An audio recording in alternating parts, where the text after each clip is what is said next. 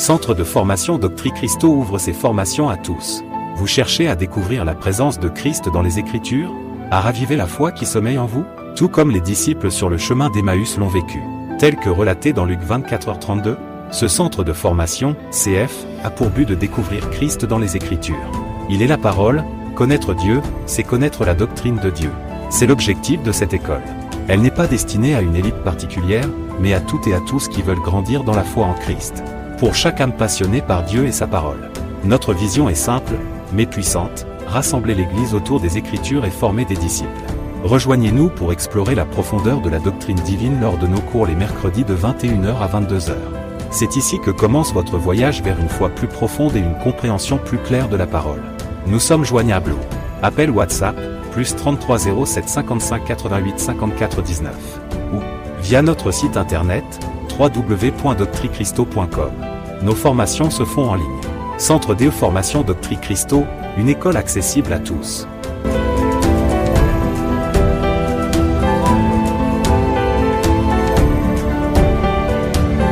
Le thème du premier enseignement que nous allons voir dans cette salle est intitulé La culture africaine.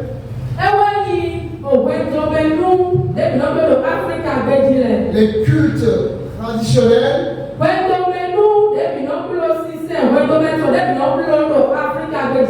et la foi. Pourquoi j'aimerais aborder ce sujet avec vous? Un sujet que nous allons développer en 22 séances. Aujourd'hui sera l'introduction et nous espérons que les autres séances vont richement vous bénir. Donc nous allons voir la culture africaine et de façon générale la culture dans son ensemble bien évidemment. Les cultes traditionnels et la foi chrétienne. Nous allons voir la compatibilité de ces choses. Parce que lorsque nous venons dans le Seigneur, il y a des chrétiens, il y a des personnes qui continuent, n'est-ce pas, à être dans le mélange. Il y a des gens qui viennent à l'église, mais qui continuent d'être dans les ténèbres. Il y a des gens qui viennent à l'église et ne sont pas transformés. Et donc, les enseignements sont là justement pour nous permettre de comprendre les choses et de prendre position. Nous allons effectuer notre première lecture dans le livre de Osée. Osée chapitre 4.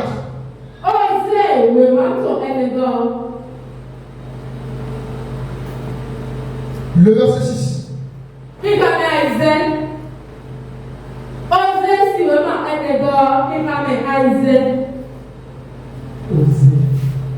Osée 4, le verset 6.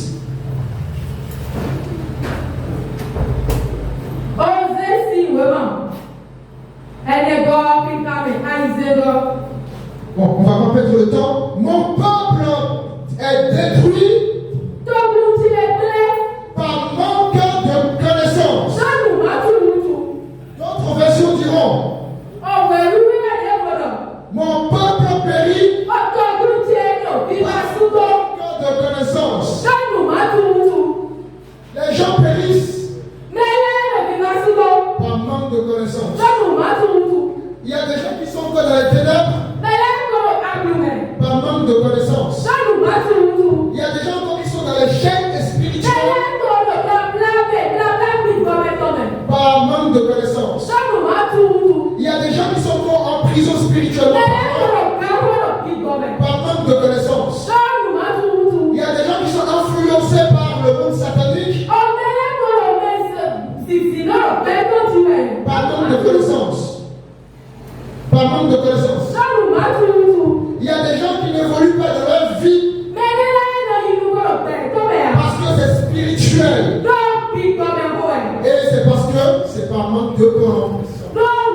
Et la Bible dit, lorsque tu n'as pas la connaissance, lorsque tu es ignorant,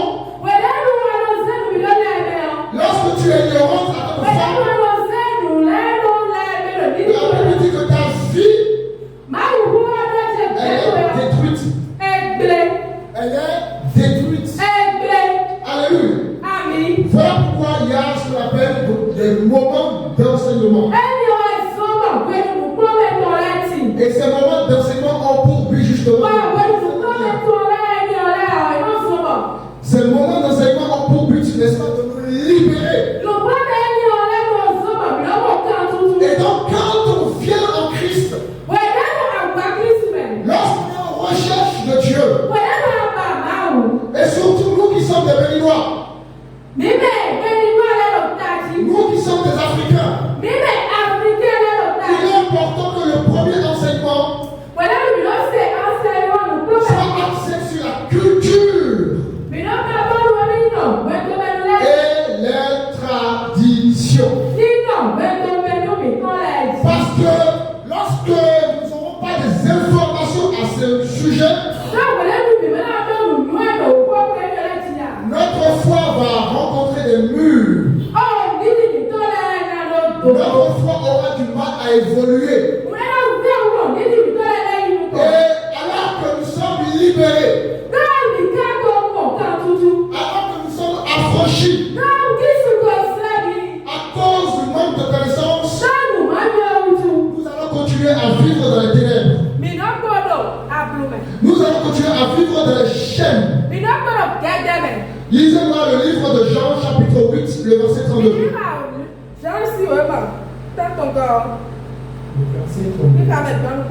Jean 8, le verset 32.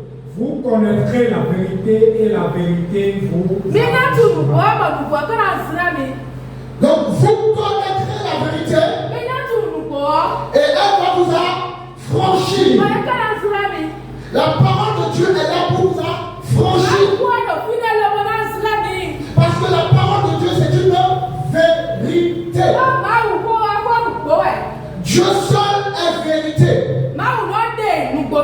Nous les hommes, nous sommes des menteurs. Notre vie a des limites. Nous sommes limités. Aucun d'entre nous ici présent ne peut dire avec certitude. Demain il se révélera. Ce soir tu peux dormir et Dieu t'appelle. Ce soir tu peux prévoir récupérer la tontine et tu meurs. Question. Qui prendra la tontine? Hein? Si tu meurs maintenant, qui prendra ta tontine? Hein? Donc si tu cotises pendant une année et que la veille tu meurs, c'est Dieu qui va prendre ton argent.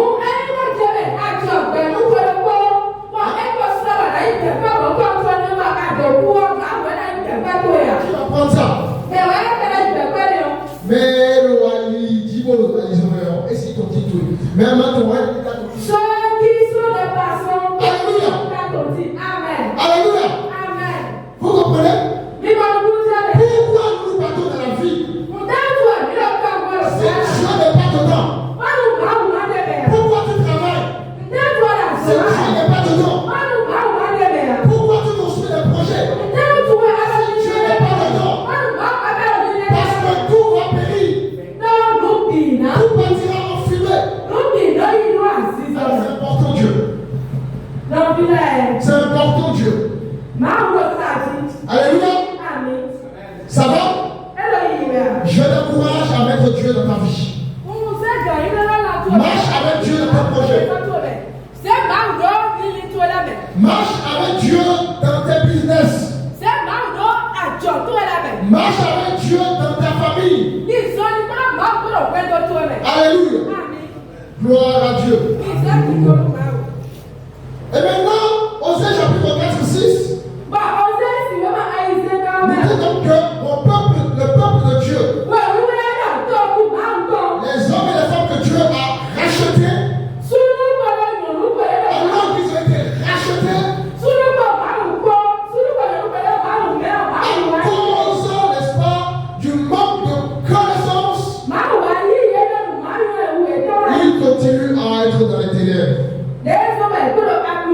Alors que la Bible dit, vous connaîtrez la vérité. Et la vérité vous affranchira. Alors nous vivons dans un monde où beaucoup de chrétiens pensent que parce qu'ils sont devenus chrétiens, il faut mépriser la culture. Il faut renier la culture. Il faut renier son origine. Non les amis. Être chrétien ne signifie pas qu'il faut nier sa culture. Attention, lorsque je parle de culture, je vais regarder ce que c'est que la culture, bien évidemment. Je ne parle pas de culte traditionnel. Mais je parle de la culture que je vais définir tout à l'heure. Il y a des Africains qui sont devenus, n'est-ce pas, chrétiens, et qui ont renié la culture. Celui qui était béninois affirme désormais qu'il n'est plus béninois. Celui qui était camerounais affirme désormais qu'il n'est plus camerounais. Celui qui était indien affirme désormais qu'il n'est plus indien. Celui qui était européen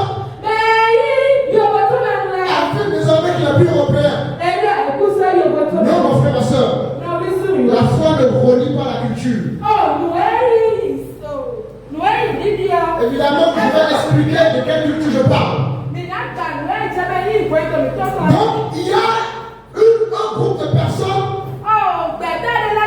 il y a des chrétiens, lorsqu'ils viennent dans le Seigneur, ils renient la culture.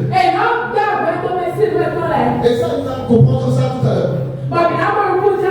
Il y a d'autres chrétiens qui font tout l'inverse. Ils mélangent la vie de foi avec les choses qui sont dans la culture et qui sont à rejeter. Ils mettent la culture au-dessus, n'est-ce pas, de la foi.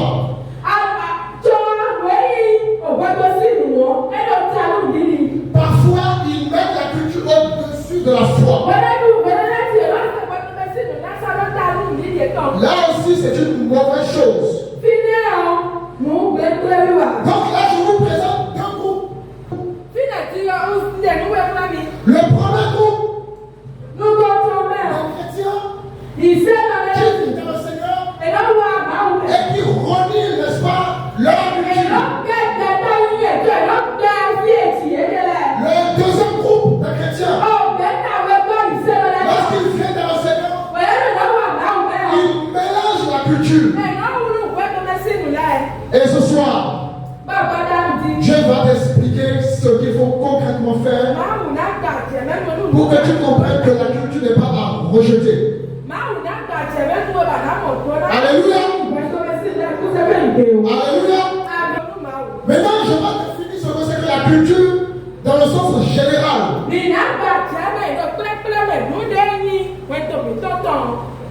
Et avant de définir ce que c'est que la culture, je vais simplement vous rappeler quelque chose. Gardez à l'esprit, parce que Dieu vous libère du monde pour être ses enfants. L'évangile est là pour juger votre culture.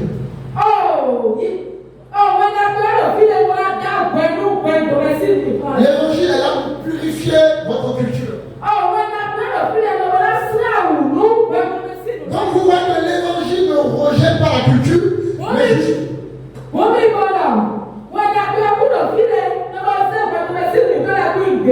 non, l'évangile va trier ce qu'il faut.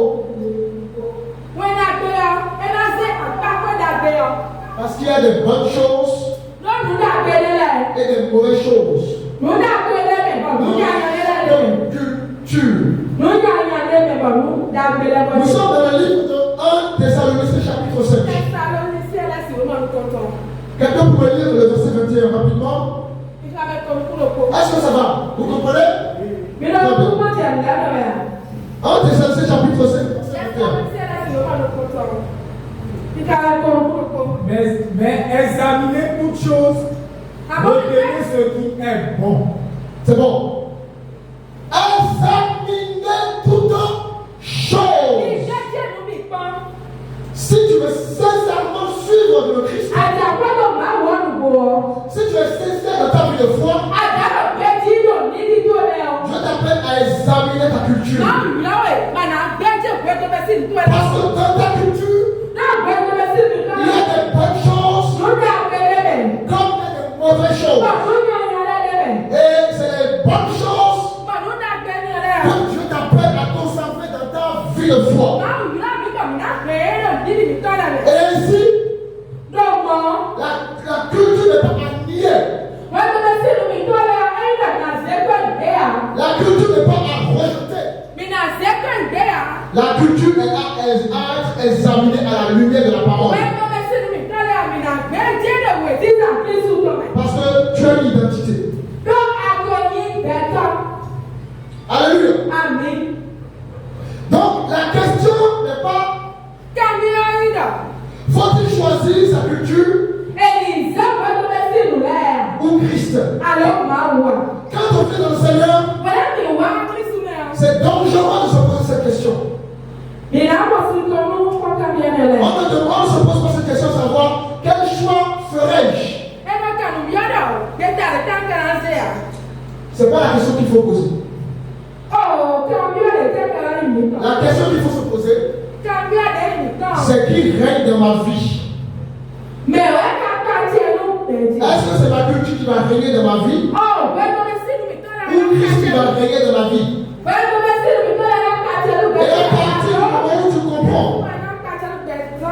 à partir du moment où tu comprends, que c'est ta culture, c'est Christ qui va régner dans ta vie, tu vas donc utiliser la parole pour examiner justement ta culture. Je rappelle que 1 Thessaloniciens chapitre 5, le verset 3 dit ceci: examinez toutes choses. Examinez toutes choses. Depuis que tu es dans le Seigneur, as-tu examiné ta culture? Est-ce que tu as déjà examiné ta culture? Les gens vont à l'église et vont en même temps, n'est-ce pas, dans les cultes traditionnels. Tu ne peux pas aller à l'église et en même temps avoir en même temps adorer ses patates chez toi à la maison. C'est qu'il y a un problème. Tu ne peux pas aller à l'église.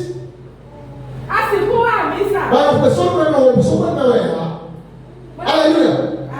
Tu ne peux pas aller à l'église et célébrer le vaudou. Tu ne peux pas aller à l'église et célébrer les choses, n'est-ce pas, la Bible rejette. Tu dois examiner à la lumière de la parole ta culture. Tu dois examiner ta culture. Maintenant, pourquoi tu ne peux pas renier ta culture? Pourquoi, même quand on est chrétien, on ne peut pas renier sa culture? Parce que Dieu a lui-même créé justement les peuples. Dieu est le créateur des peuples. C'est Dieu qui a voulu qu'il y ait, n'est-ce pas, plusieurs langues. C'est lui qui a voulu qu'il y ait justement la diversité. Nous sommes dans Genèse chapitre 11. Le verset 1er. Toute la terre avait une seule langue et les mêmes mots. Maintenant, on va au verset 4 directement. Et dit encore, allons baptisons-nous une ville et une tour dont le sommet touche au ciel, en faisant-nous un nom, afin que nous ne soyons pas dispersés sur la face de toute la terre. Alors, en commencement, Dieu crée un homme et une femme.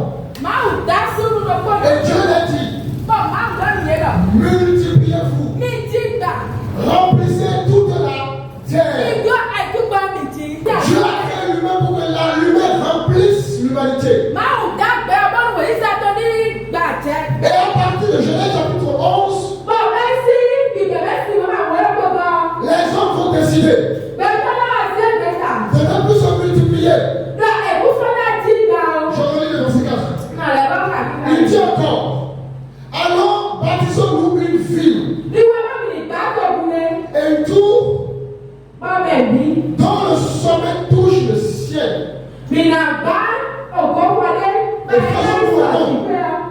Et faisons mon nom. Enfin, que nous ne soyons pas dispersés sur toute la face de la terre. Donc les hommes ont décidé d'arrêter le projet de Dieu. Qui est donc de se multiplier. Ouais. Les hommes ont fait le choix. Au lieu de payer à ce que Dieu a dit, de faire les choses selon eux. Alors nous sommes donc au verset 7. Le verset 7. Allons, descendons et la confondons leur langage, afin qu'ils n'attendent plus la langue les uns des autres. Donc, le verset 8 c'est aussi. Et l'Éternel les dispersa loin de là, sur la face de toute la terre. Donc, vous voyez que Dieu lui-même va disperser les peuples. Dieu lui-même va disperser les peuples. Alléluia. Est-ce que vous comprenez? Dieu lui-même disperse les peuples. Donc nous voyons que Dieu est le Dieu des cultures. Ça va? Oui, Est-ce que ça va?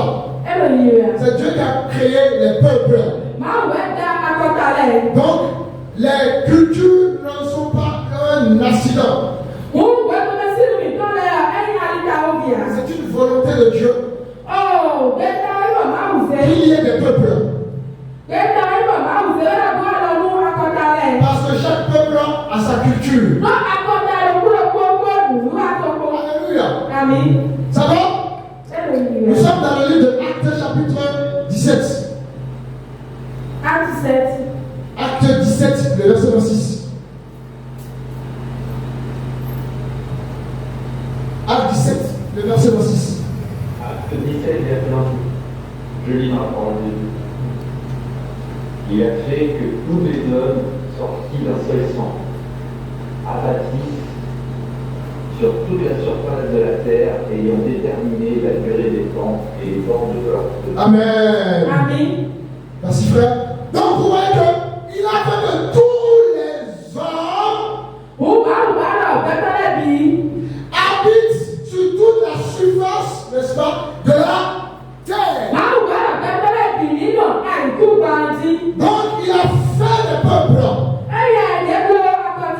Et chaque peuple avec sa culture. Mais bien évidemment, dans chaque culture, il y a des problèmes. Il y a des choses qui nous séparent de Dieu. Il y a des choses qui sont mauvaises. Alléluia. Et c'est là qu'il faut justement discerner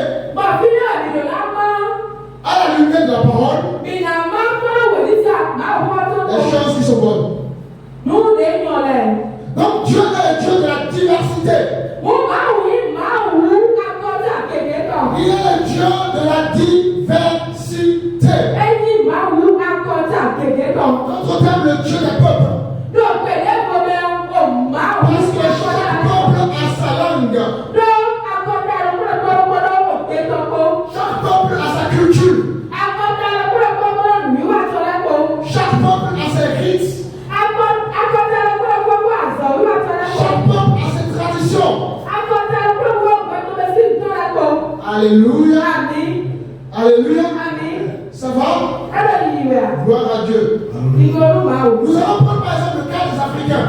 Être africain n'est pas, n'est-ce pas, une erreur. Être chrétien ne signifie pas qu'il faut rejeter qui tu es. Parce que tu as une identité terrestre et une identité spirituelle. Le problème, c'est que les chrétiens rejettent l'identité terrestre.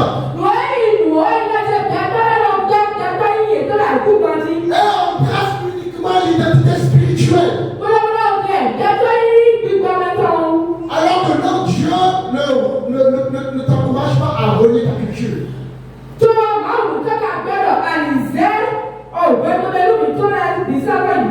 Si on prend les Européens, par exemple, un Français qui rencontre Christ, comment ça s'appelle? Un Espagnol qui rencontre Christ ne doit pas renier son identité terrestre. Il doit juste mettre Dieu au-dessus de son identité. Et à la lumière de la parole de Dieu, n'est-ce pas comme la Bible a dit, examiner ce qu'il faut prendre de sa culture. Et rejeter ce qui n'est pas bon devant Dieu. Est-ce que ça va? Maintenant, qu'est-ce que la culture de façon générale?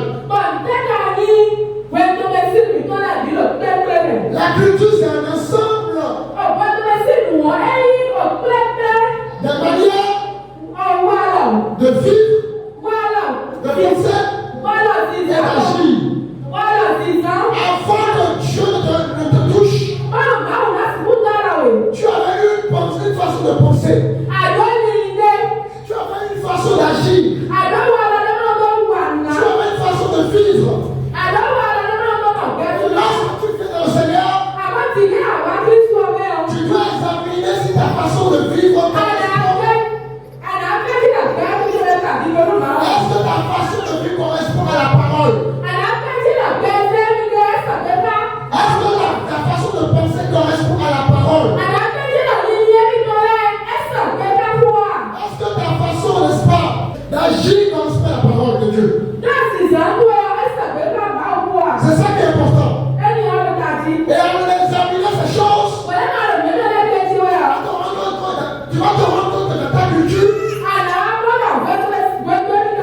Il y a des choses bonnes. Et bien sûr, il y a aussi beaucoup de choses mauvaises. Donc, lorsqu'on parle de la culture, ce sont des valeurs. Ce sont des comportements. Ce sont des coutumes. Ce sont des traditions. Ce sont des langues. Ce sont des rites sociaux. Ce sont des codes familiaux. C'est une vision du monde. Et par rapport à tous ces preuves que je viens de souligner, tu dois examiner si la valeur de ta culture correspond à la parole de Dieu. Est-ce que les comportements de ta culture correspondent à la parole de Dieu ou pas?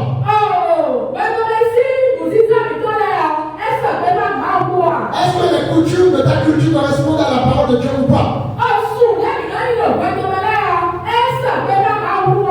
Est-ce que les traditions de ta culture correspondent à la parole de Dieu ou pas? Etc. Et en faisant ce travail, très rapidement tu te rends compte il n'y a pas que des mauvaises choses dans chaque culture. Voilà pourquoi la Bible dit, nous sommes dans Romains chapitre 12. Romains chapitre 12. Le verset 2.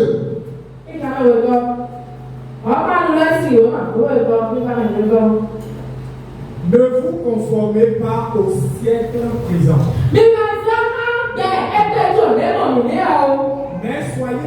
n'est pas le renouvellement. Le renouvellement de l'intelligence. Donc vous voyez que Dieu ne détruit pas les cultures. Au contraire, qu'est-ce qu'il fait? Il transforme les cultures. La Bible demande à chaque chrétien de renouveler sa façon de vivre. Parce que lorsque tu étais dans le monde, ta façon de vivre ne correspond pas forcément à ce que tu attends de toi.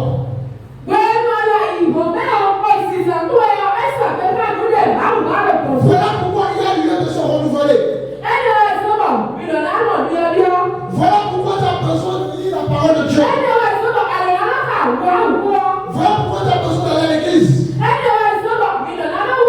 Donc le renouvellement te permet d'examiner ta façon de vivre selon ta culture. D'examiner ta façon d'agir selon ta culture. D'examiner ta façon de penser selon ta culture. Et en tant que chrétien, lorsque tu n'es pas dans cette façon de faire les choses, tu n'es pas digne du Seigneur. Tu n'es pas digne du Seigneur. Parce que Dieu n'est pas dans le mélange. Nous avons tendance à dire Dieu va comprendre. Et donc, mon frère, ma soeur, laisse-moi te dire que Dieu ne comprend que sa parole.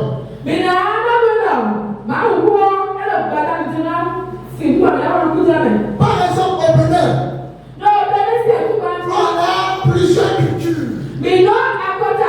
On a par exemple la culture fond. Alléluia. Et dans la culture fond, cette culture a sa particularité. Alléluia.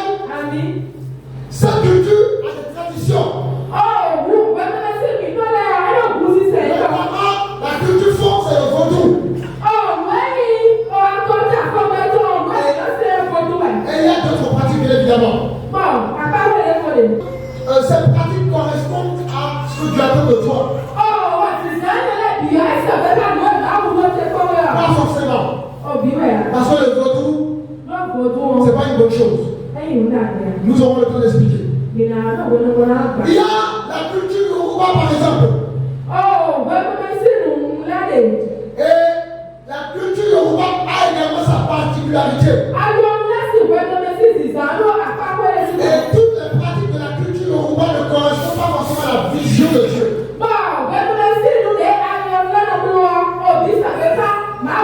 Donc, en tant que Yoruba, lorsque Dieu te touche, tu dois examiner ta culture pour voir ce qui est bon et ce qui est mauvais. Alléluia. Alléluia. Il y a d'autres cultures. Il y a notamment la culture Adja. Pareil, la culture Adja a sa particularité. Et lorsque tu es de Adja, quand Dieu te touche, tu dois examiner ta culture Adja à la lumière de la parole.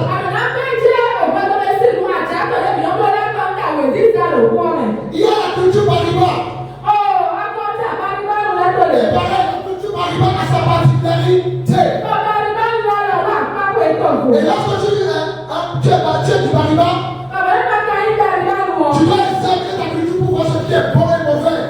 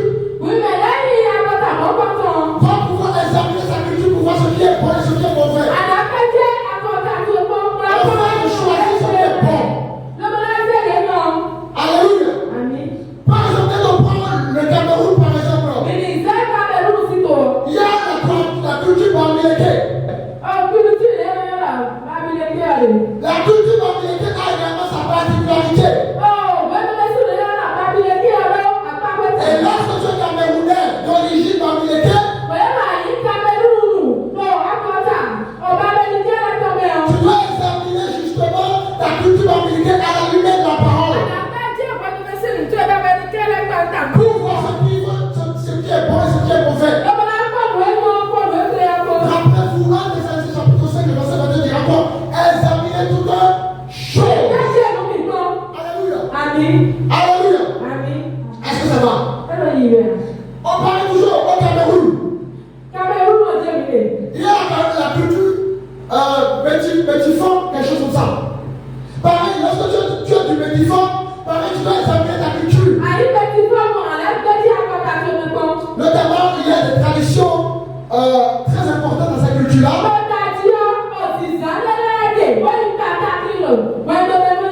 N'est-ce pas, qui sont des traditions très mauvaises. Pareil, au Cameroun, tu as la culture Douala. La culture Douala a sa particularité. Les Camerounais d'origine du Douala doivent pouvoir examiner justement sa culture et prendre ce qui est bon et rejeter ce qui est mauvais. Si vous prenez la France par exemple, la France également a des cultures. Il y a la culture bretonne par exemple. Et la culture bretonne a sa particularité. Et lorsque tu es français, de breton, ta culture bretonne pour voir ce qui est bien et ce qui est mauvais à la lumière de la parole de Dieu.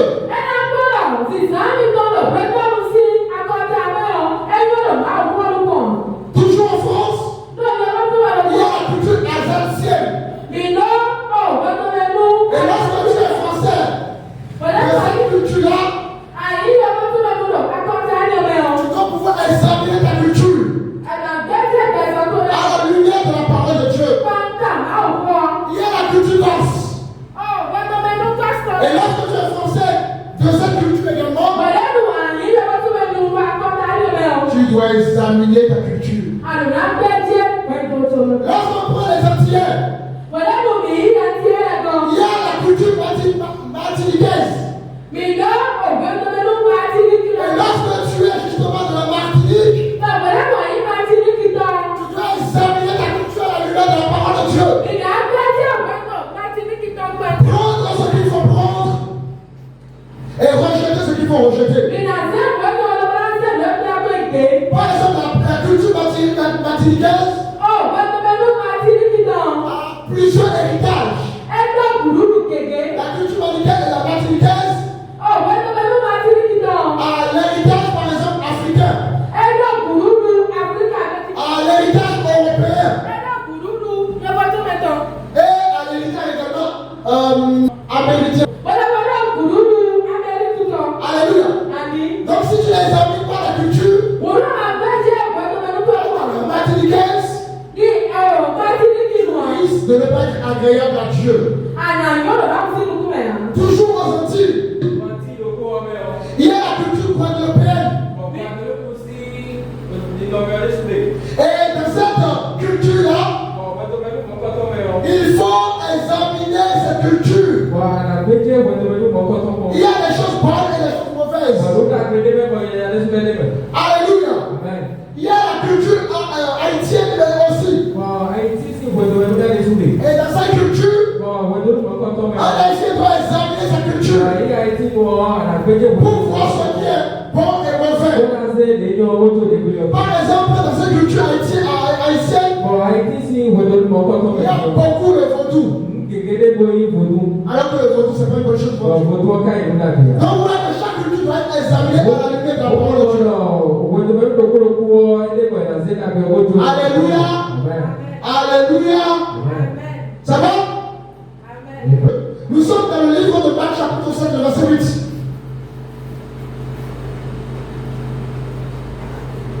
Marc chapitre 7, verset 8. De Dieu et d'observer la tradition des hommes. Ouais, beaucoup abandonnent Dieu pour la tradition des hommes. Beaucoup viennent à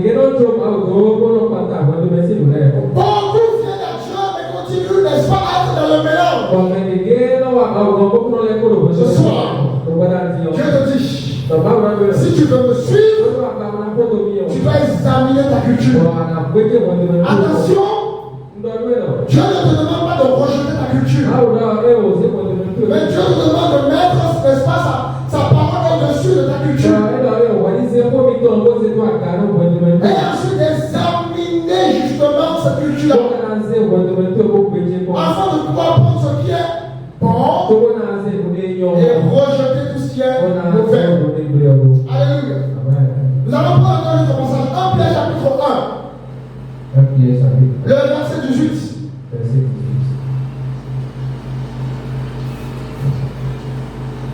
Sachant que ce n'est pas par des choses périssables, pas de l'argent ou de l'or, que vous avez été rachetés de la vaine manière de vivre que vous savez hériter de vos pères. Alors, il y a une vérité très puissante dans ce verset. Avant qu'on rencontre Jésus, il y a eu des héritages. Tu as hérité des choses de ton père. Tu as hérité des choses de ta mère. Et la Bible dit que beaucoup de choses qui ont été héritées de ton père et de ta mère sont mauvaises. Vous avez été rachetés de la belle manière. De vivre que vous avez hérité de vos pères. L'héritage est une réalité. Dans certaines familles, par exemple, tout le monde ne fait que mentir. Papa ment, maman ment, enfant ment, cousin ment, cousine ment. On ne comprend pas pourquoi. C'est l'héritage. Alléluia.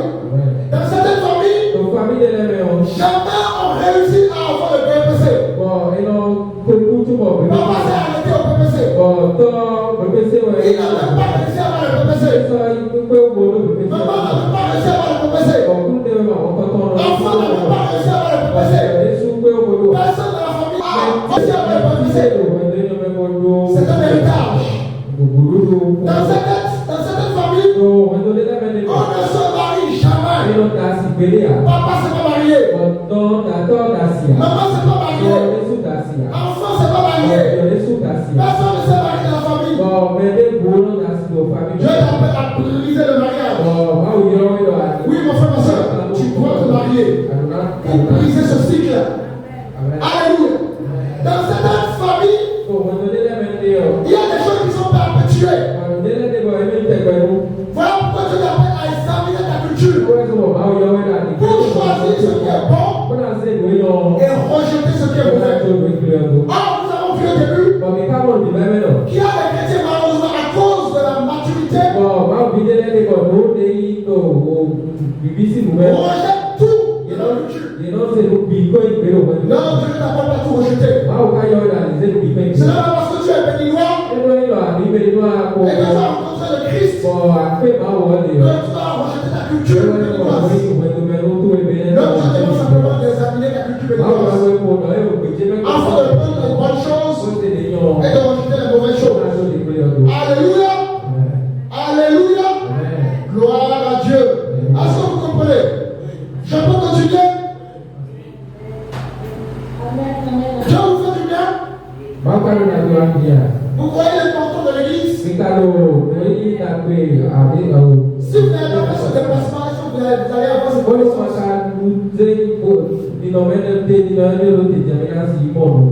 Rappelez-vous, mon peuple béni par ma donnant l'essence. Donc, la culture n'est pas mauvaise en soi. C'est lorsque la culture devient autorité suprême qu'il y a un problème. La culture ne doit pas devenir une idole. La culture ne doit pas être placée au-dessus de votre foi. À partir du moment où vous mettez la culture au-dessus de votre foi, vous ne serez jamais agréable à Dieu. Il y a des gens qui refusent d'aller à l'église le dimanche parce qu'il faut aller sacrifier des animaux, parce qu'il faut faire sortir les coucous, parce qu'il faut faire sortir le euro. Alléluia. Ça veut dire que la personne a mis sa culture dessus de la vie chrétienne. Donc, la culture n'est pas un problème en soi. C'est le péché qui est caché derrière la culture.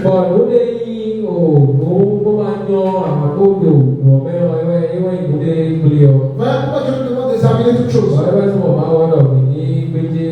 Le péché se cache souvent derrière la culture. Et regardez ce que la Bible dit. Nous sommes dans le livre de Colossiens chapitre 2, le verset 8. Colossiens chapitre 2, verset 8. Prenez garde que personne ne fasse de vous sa proie par la philosophie et par une vaine tromperie, s'appuyant sur la tradition des hommes, sur les rudiments du monde et non sur Christ. Alléluia. Amen. Dieu dit à ses enfants, prenez garde. Prenez garde. Mon frère, tu dois prendre garde. La Bible dit, prenez garde. Personne ne fasse de vous sa proie par la philosophie. Or, chaque culture a sa philosophie. Que personne ne fasse de vous sa proie par rapport à la vaine tromperie. S'appuyant sur quoi? La tradition des qui?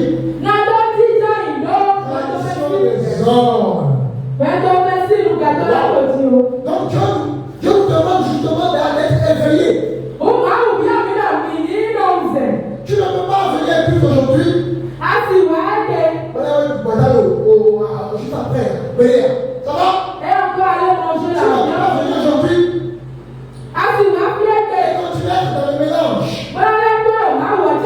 Soit tu es avec Dieu, soit tu n'es pas avec Dieu. Alléluia. Le choix doit être vite fait.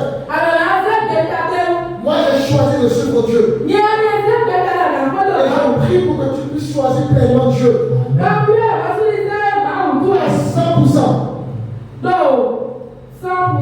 Maintenant, on va prendre quelques exemples. Des choses qui sont pas dans nos cultures. Par exemple, dans le chapitre de la culture, on a le respect des anciens. Le respect des anciens. Mais est-ce que le respect des anciens, c'est une mauvaise chose? Non, c'est une très bonne chose. Alléluia. C'est biblique. Vous voulez qu'on puisse voir ça?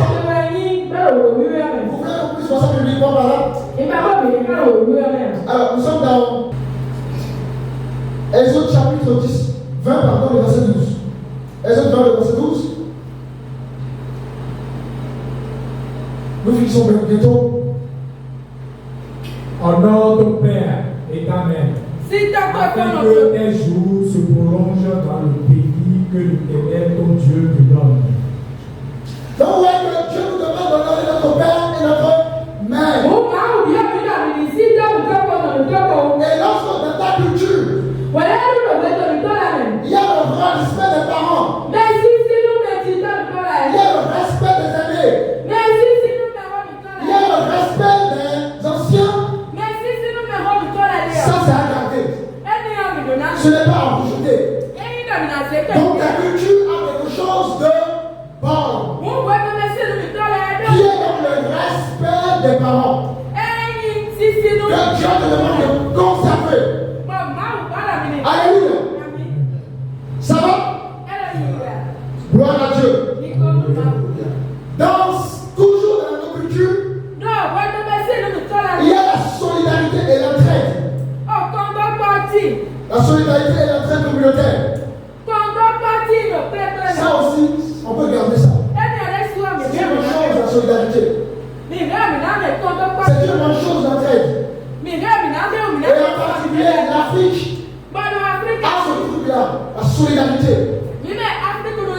Alors que dans certains pays, ils ne savent pas ce que c'est que la solidarité. En France, par exemple, c'est vraiment la solitude. C'est chacun pour soi. c'est l'individualisme. Donc lorsque tu examines ta culture et que tu vois qu'il y a véritablement, n'est-ce pas, la notion de la solidarité du partage, tu peux garder ça. Pourquoi? Regardez ce que la Bible dit. Nous sommes dans le livre de Galates chapitre 6. Le verset 2. Le verset 2. Portez les fardeaux les uns des autres et vous accomplirez ainsi la loi de Christ. Oui, portez les fardeaux des uns des autres. En faisant ça, vous accomplissez la loi de Christ. Donc, lorsque dans ta culture, il y a la notion de l'entraide, la notion de la solidarité, la notion du partage. Mais tu peux garder ça. Ouais, que tout n'est pas mauvais dans notre culture. Alléluia. Il y a également l'hospitalité chez les Africains, par exemple. Alors, que dit la Bible par rapport à l'hospitalité? Que dit la Bible par rapport à l'hospitalité? Nous sommes dans l'Hébreux chapitre 13. Le verset 2.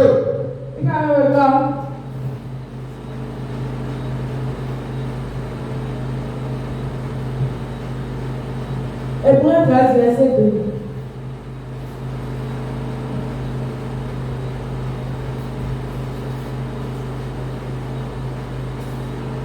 Personne n'a trouvé Hébreux 13, verset 2. N'oubliez pas l'hospitalité, car en exerçant quelques-uns pour loger des anges sans le savoir. Alléluia. Amen. Ouais, la Bible dit à ses enfants, n'oubliez pas l'hospitalité. Parce qu'en faisant ça, vous recevez des anges. Alors lorsque dans ta culture, il y a l'hospitalité, tu dois conserver ça. Donc, je vous donne des exemples concrets pour que vous puissiez comprendre ce que je dis.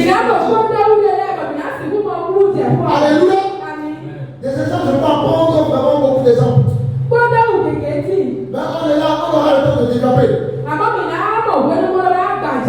Donc, aujourd'hui, c'est vraiment l'introduction de ce que nous allons voir dans la culture africaine.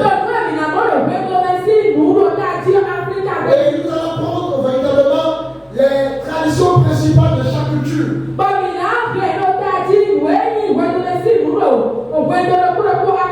que chaque pays africain a pratiquement les mêmes traditions culturelles. Il y a juste des variantes, des modifications légères. Donc, dans le mercredi prochain, pour la grâce de Dieu, nous allons voir les cultes traditionnels. Et tout ce qui est culte traditionnel doit être rejeté. Et c'est ça ce qui est mauvais justement dans la culture. Le respect, c'est pas un culte traditionnel. L'hospitalité, c'est pas un culte traditionnel. L'entraide, la solidarité, c'est pas un culte traditionnel. Donc il y a des choses qui sont venues se rajouter à notre culture. Et qui nous éloignent de la lumière. Donc, semaine prochaine, nous allons voir le culte des ancêtres. Les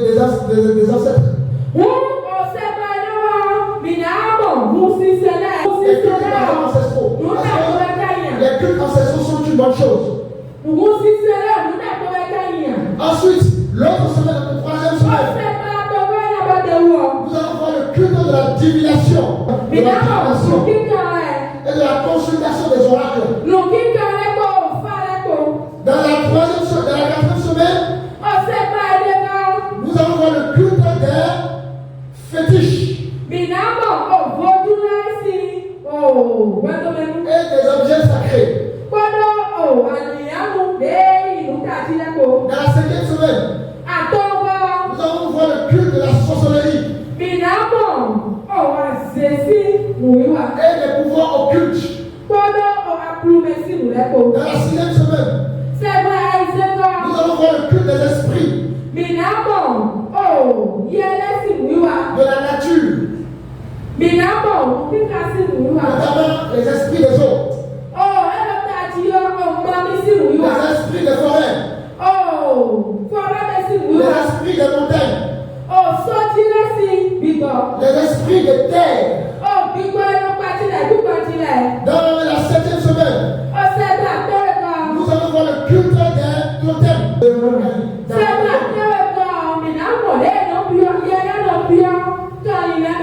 Et les animaux sacrés. Dans la 8e semaine, nous allons voir le culte des sociétés secrètes.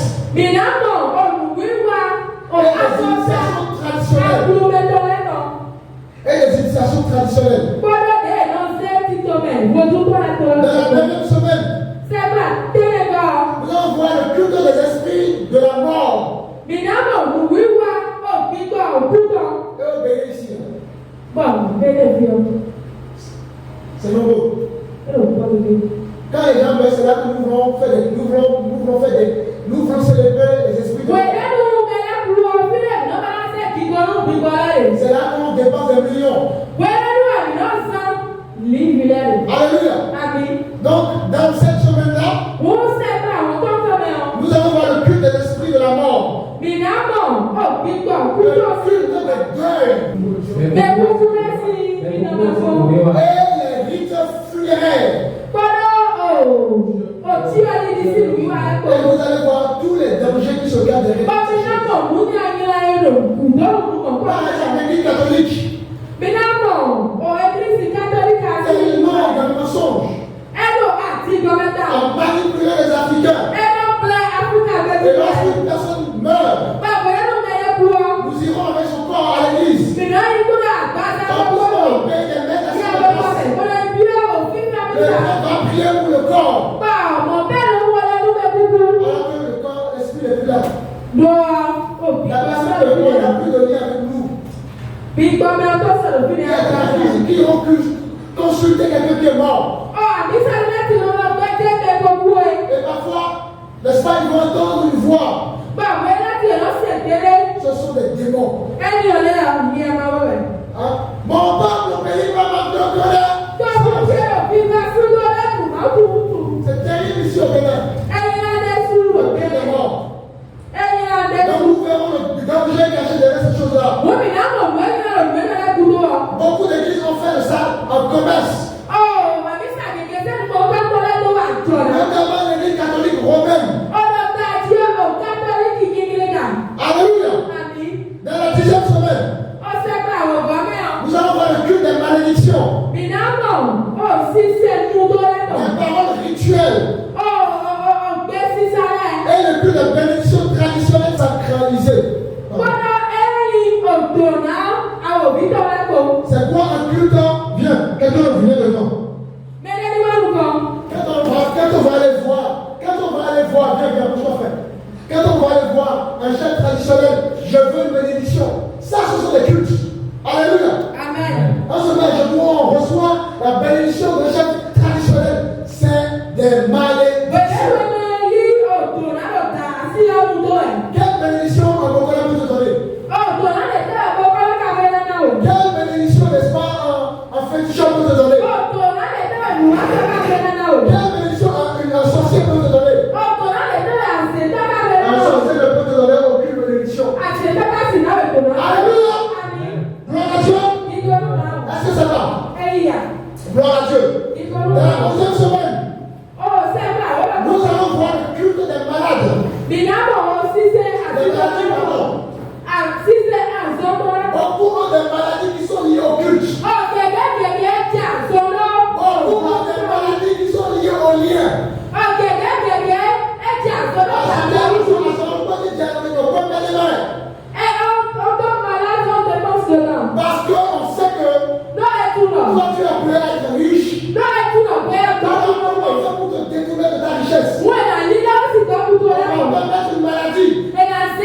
donc la maladie va toujours dans la maladie. Alléluia. Nous verrons le culte de la maladie spirituelle et les guérisons rituelles. Alléluia. Dans la 12e semaine, nous allons voir le culte de la chance, le culte de la richesse, le culte du mysticisme, le culte de la prospérité rituelle. Dans la 13e semaine, nous allons voir le culte de la sexualité rituelle. Le culte de la sexualité rituelle. Le culte de la fécondité. Et les mariages spirituels. Dans la 14e semaine, nous allons voir le culte des rêves. Le culte des voyages spirituels. Dans la 15e semaine, nous allons voir le culte des astres. Nous allons voir le culte du temps sacralisé.